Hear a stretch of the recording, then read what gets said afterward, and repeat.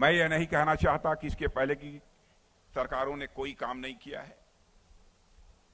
पहले की सरकारों ने, हर सरकार ने कुछ न कुछ काम किया है, लेकिन विकास की तीव्रता जो मोदी जी के नेतृत्व में इस भारत में देखने को मिली है, मैं दावे के साथ कह सकता हूं, आजाद भारत में किसी के नेतृत्व में विकास की यह तीव्रता हमको देखने को नहीं मिली।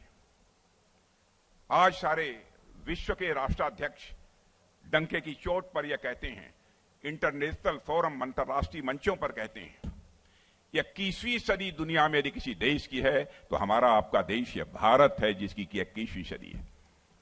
यह कोई छोटी बात नहीं है।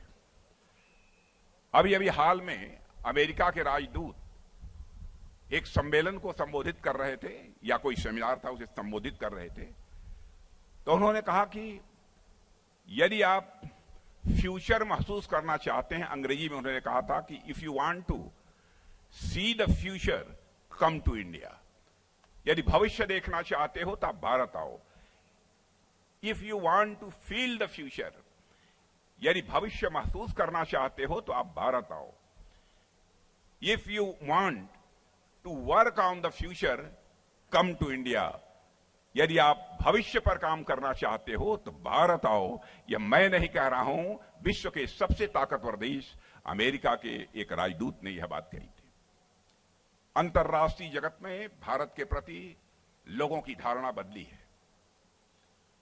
यदि मैं कहूं कि अंतर्राष्ट्रीय जगत में भारत का कद बढ़ा है मेरे बहनों भाइयों, तो यह कहना भी अतिशयोक्तिपूर्ण नहीं होगा।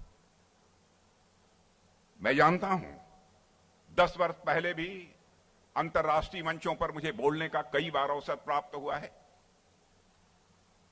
दूसरे भी भारत के प्रतिनिधियों को अंतर्राष्ट्रीय मंचों पर बोलते हुए मैंने सुना है,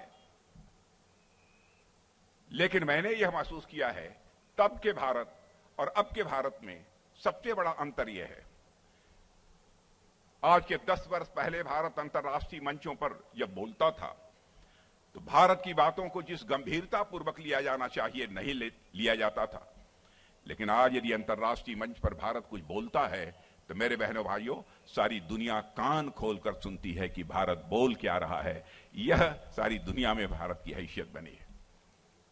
यही हमारा भारत जो 2014 में अर्थव्यवस्था के आकार के मामले में, इकोनॉमी की साइज के मामले में दुनिया के देशों में 11वें स्थान पर खड़ा था, और इस भारत ने 8 वर्षों के अंदर ही जंप लेकर अर्थव्यवस्था के आकार के मामले में, यानी इकोनॉमी की साइज के मामले में दुनिया की टॉप 3 कंट्रीज में आकर खड़ा हो गया।